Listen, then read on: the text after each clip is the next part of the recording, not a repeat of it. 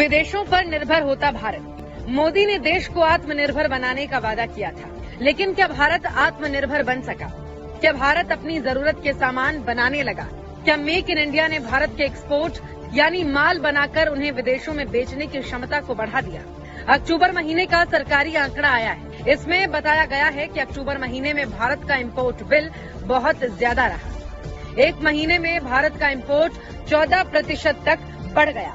अक्टूबर 2023 में भारत ने विदेश में 33.57 बिलियन डॉलर का माल बेचा यानी एक्सपोर्ट किया, लेकिन इस बीच भारत ने 65 बिलियन डॉलर का सामान विदेशी बाजारों से खरीदा यानी कि इम्पोर्ट किया।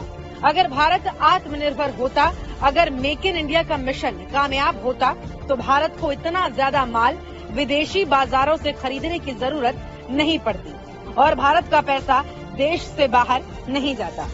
सरकार का आंकड़ा बता रहा है कि मेक इन इंडिया एक छलावा था।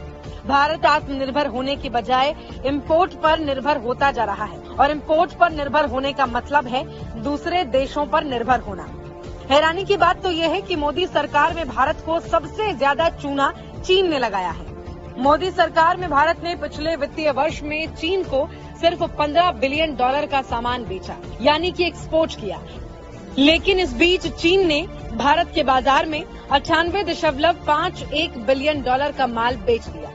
इस तरह भारत और चीन के बीच व्यापार घाटा 83.2 बिलियन डॉलर तक पहुंच गया, यानी चीन के हाथों भारत को 83.2 बिलियन डॉलर का व्यापार घाटा बर्दाश्त करना पड़ा।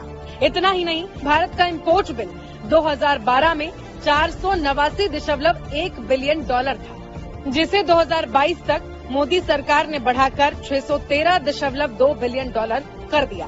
देश का पैसा बाहर जा रहा है, मोदी अपने मित्रों के साथ मिल बांटकर खा रहा है। अरे देवा, ये गड़बड़ है